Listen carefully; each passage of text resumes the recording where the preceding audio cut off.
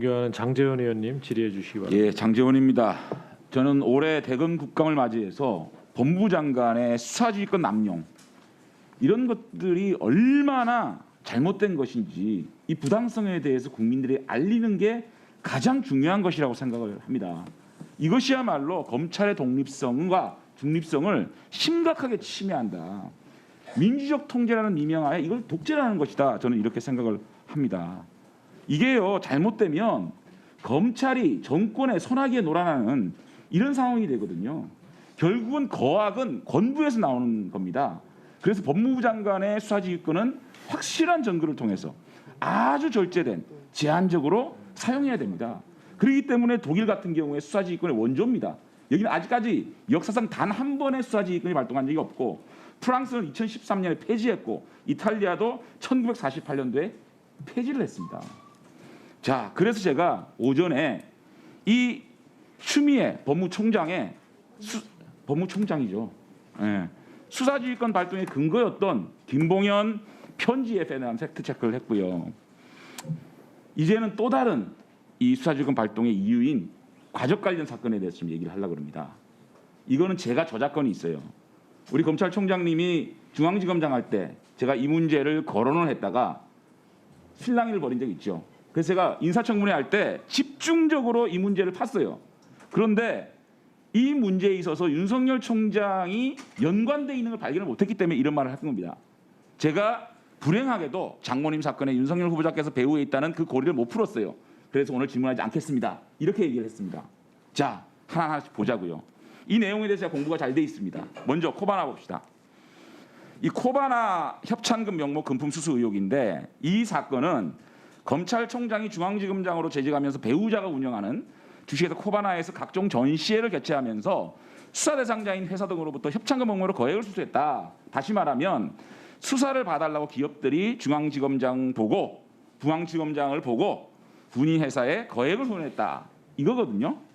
근데 이거를 자세하게 보게 되면 협찬을 받은 회사는 배우자 회사가 아닌 언론사입니다. 배우자 회사가 언론사에게 위탁받은 거거든요. 이것을 너무너무 자세하게 김종민 의원이 설명해주고 있습니다. 한번 보시죠. 배우자 관련 회사가 협찬을 받은 게 아니에요. 그 팩트 자체가.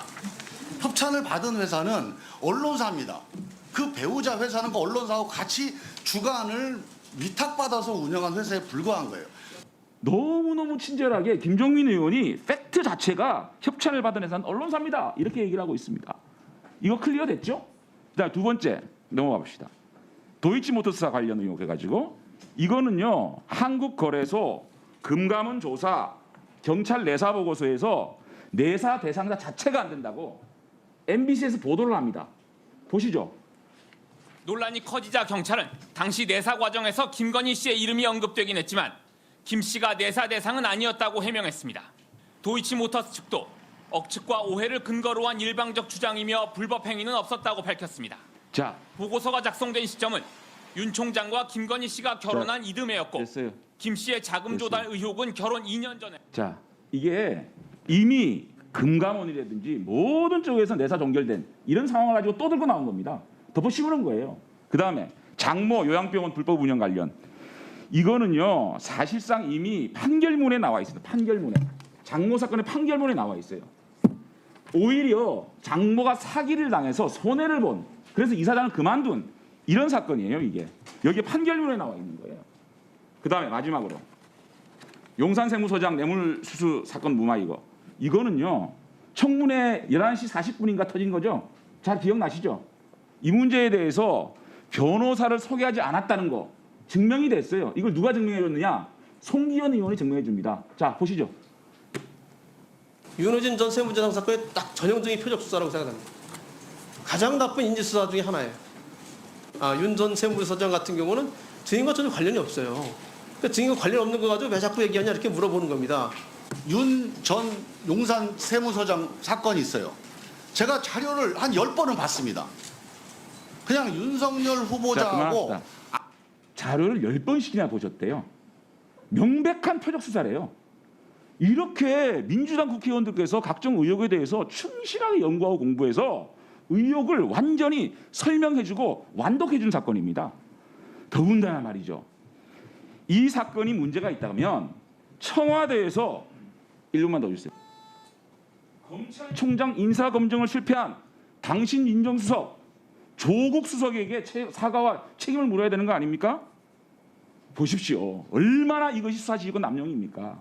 라임 사태 가지고 수사지휘권을 뺏는 상황에서 우리 검찰총장에게 모욕을 주기 위해서 가족 사건을 덮어가지고 윤석열 수상 찍어내려고 하는 이런 치졸한 방식의 수사지휘권 박탈? 이게 민주적 통제입니까? 독재입니까? 이런 식으로요, 대한민국이 법무부 장관이 민주적 통제라는 미명 아래 윤석열 검찰총장을 찍어내기 위해서 치졸한 방법의 수사지휘권 남용?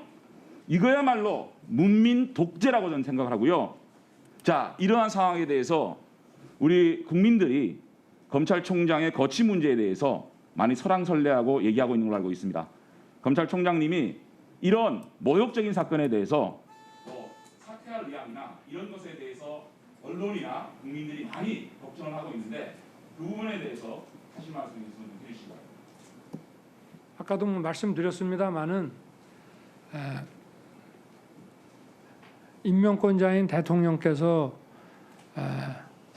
임기 동안 소임을 다 하라고 하셨고, 그리고 여러 가지 좀 복잡한 일들이 벌어지고 나서 지난 총선 이후에도 민주당에서 사퇴하라 이런 얘기가 나왔을 때에도 적절한 이런 메신저를 통해 가지고 흔들리지 말고 임기를 지키면서 소임을 다하라고 말씀을 전해 주셨습니다.